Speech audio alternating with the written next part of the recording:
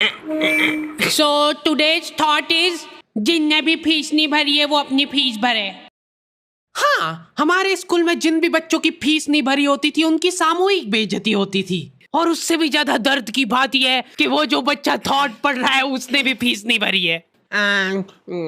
School वालों ने intentionally उसको वो थॉट दिया था ताकि उसकी अंतरात्मा भी बेइज्जत फील करे। उस दिन हम सब बच्चों को असेंबली में 2 घंटे तक खड़ा रखा था क्योंकि हमारी प्रिंसिपल मैडम ने दिन रात मेहनत करके कोई सा तो नारी शक्ति का अवार्ड खरीद लिया था। लास्ट 2 पेटी बोल रहे हैं लोग। बाप रे, 2 किसको बोलते हैं आपको पता भी है? 2 में तो नहीं।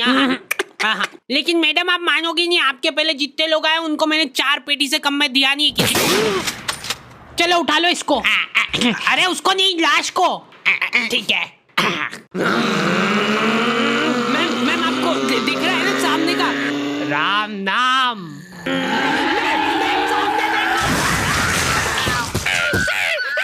उस दिन हमारे स्कूल में अवार्ड के सेलिब्रेशन के लिए अलग तैयारियां चल रही थी। तो और मतलब पढ़ाई लिखाई कैसी चल रही है अपने फिर? हैं कुछ हेल्प वगैरह लगेगी क्या? अरे मैम का स्केच।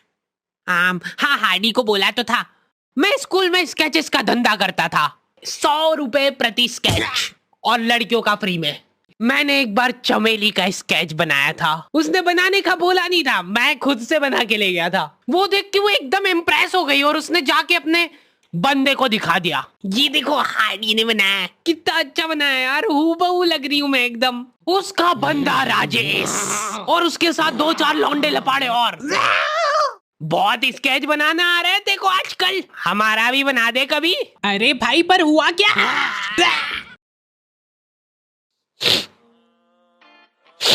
मैं रोते हुए एक ही चीज सोच रहा था कि ऐसा क्या गलत कर दिया यार मैंने। सिर्फ आई लव यू चमेली तो लिखा था मैंने।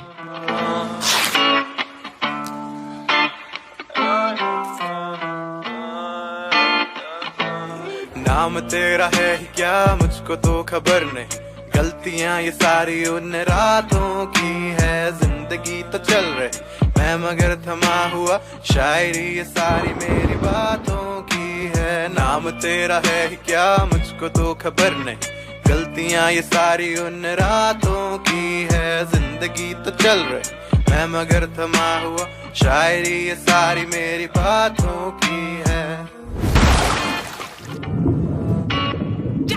ये क्या बना के लाए हो? मिट्टू लग रहा है एकदम। निकलो। ड्राइंग वाली मैडम ने मेरे को प्रिंसिपल मैडम का स्केच बनाने का बोला था और मैं अपनी जिंदगी का सबसे वाहियात स्केच बना के ले गया क्योंकि फ्री में बनवा रहे थे मेरे से। मैम अब फ्री में तो ऐसा ही मिले। असेंबली ग्राउंड में सारे कैदियों को हाइट वाइज खड़ा करा जाता था और जो भी बच्चा प्रेयर के बीच में आंखें खोलता था या हिलाडुली करता था, पसीना पोंछ रहा था वो बेचारा। प्रेयर खत्म होने के बाद हमारे आसपास लाशें पड़ी होती थी। असेंबली से क्लास तक का फासला बहुत कठिन होता था कुछ बच्चों के लिए। ओए रोक इधर, तेल क्यों नहीं डाला? सर वो मेरे घर पे जो कोई भी तेल लगा के नहीं आता था उसको घसीट के काल कोठरी में फेंक देते थे लोग और वहीं पे 25 लीटर वाली सोयाबीन तेल की केन उसके ऊपर ढोल देते थे। सर मैं कल बेचारे बच्चे फिर भी जैसे तैसे अपने क्लासरूम तक पहुंच रहे हैं और वहां पे टीचर के आते पता ही नहीं है। उनकी अलग मीटिंगें चल रही है ऑफिस में। अच्छा चलो बताओ कि अपन इन बच्चों को और किस तरीके से लूट सकते हैं। मेरे पास एक आइडिया है। देखो अपन क्या है कि एक प्रोजेक्टर लगवाते हैं एक ही क्लास में। कैदियों को क्लास में कोई संभालने वाला नहीं होता है तो ये अपने जंगली पने पे उतर ही आते हैं। मैं देख रहा हूँ लोहे की स्केल से बेंचे रगड़ रहे हैं, मिस्त्री फेल हो जाए इनके सामने, ऐसा फिनिशिंग वाला काम करते थे। लेकिन इनके जंगली पने यहीं पे खत्म नहीं हो रहे। 2 लौंडे उठे और उन्होंने उनकी बेंच उठा के खिड़की से बाहर फेंक दी। अब उनको देख के बाकी बच्चे भी क्लास का सारा सामान उठा के खिड़की से बाहर फेंक रहे। और क्यों कर रहे हैं ये सब वो इनको खुद को नहीं पता है। मैम शायद बाहर छोड़ो, इधर ध्यान दो ना आप। तो अपन ये जो प्रोजेक्टर लगवाएंगे इसको अपन नाम देंगे स्मार्ट क्लास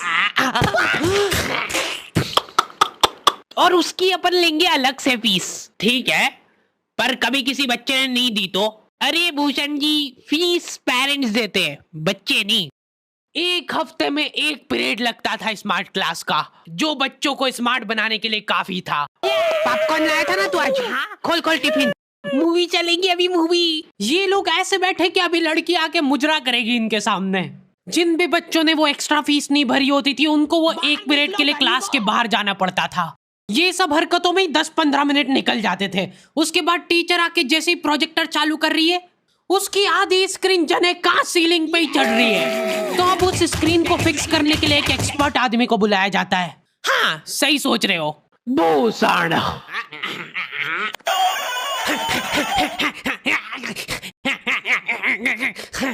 जो बेंच पे चढ़ के उस स्क्रीन को सेट करता है। यस। और जैसे ही प्रोजेक्टर चालू होता था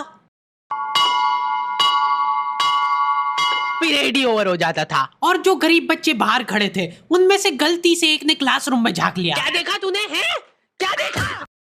मैम कुछ नहीं, बस एक लाइट जलती हुई दिख रही थी मेरे को। 10 रुपए लगेंगे तूने जो 1 सेकंड देखा है उसके। ये सुविधा के कारण हमारे स्कूल के बच्चे इतना स्मार्ट बन गए थे ना। एक बार एक बच्चे को गुस्सा आया तो वो प्रोजेक्टर की डिस्प्ले केबल उखाड़ के ले गया घर। और अफसोस उस दिन के बाद कोई भी बच्चा स्मार्ट नहीं बन पाया। मैम जल्दी चलो ऊपर एक केस हो गया।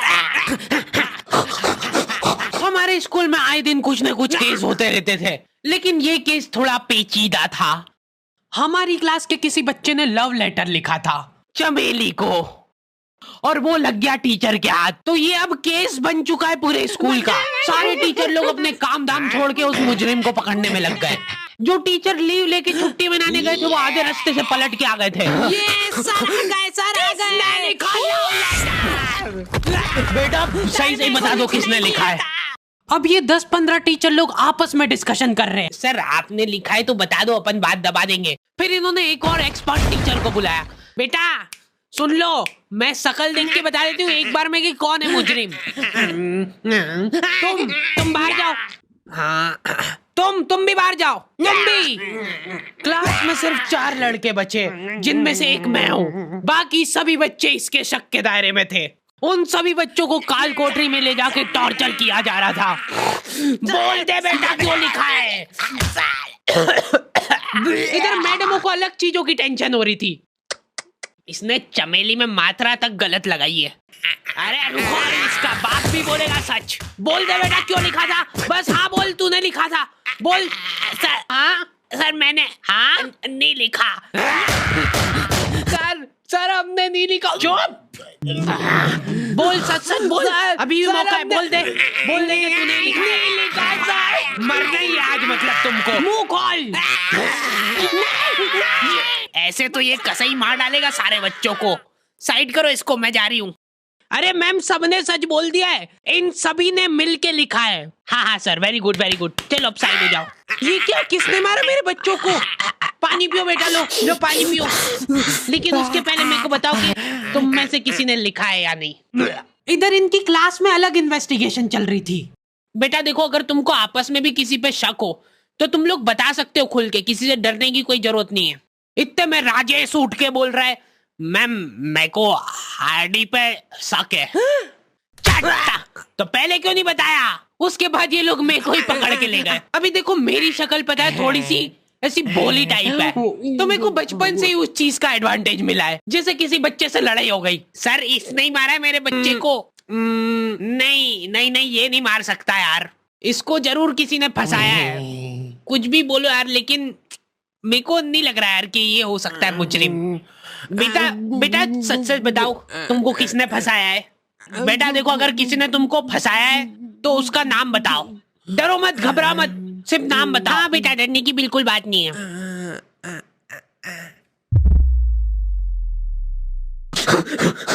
राजेश कौन है? सर मैं। बस उसी दिन राजेश मेरे को आखिरी बार दिखा था, लेकिन वो लव लेटर किसने लिखा था वो आज तक रहस्य ही है। तू लगे सामने खड़ी है तू, लगता जैसे अपने आप से लगी, खुली किताब जैसे मेरी प्यारी चमेली। नाम तेरा है क्या मुझको तो खबर नहीं, गलतियां ये सारी। ओके तो दी एंड हो चुका है। और आई नो वीडियो बहुत लेट है, क्योंकि हमारे पास काम करने वाले लड़के लड़कियों की कमी है, इसलिए वी आर हायरिंग। तो अगर तुम में से कोई भी इंटरेस्टेड है और हमारे काम में कहीं भी कंट्रीब्यूट कर सकता है तो तुम अप्लाई कर सकते हो। सारी डिटेल्स तुम लोगों को डिस्क्रिप्शन वगैरह में मिल जाएगी। और प्लीज कोई भी ऐसे मेल्स मत भेजना जिसको पढ़ के हमारा वीडियो बनाने से मन ही उड़ जाए।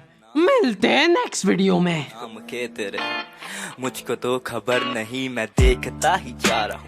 मुझको तो सबर नहीं, कबर में ही लेके जा रहा सारी बातें तेरी। बादल रहते चुप, अब वो रहे बरस नहीं, तरसते मेरे ख्वाब।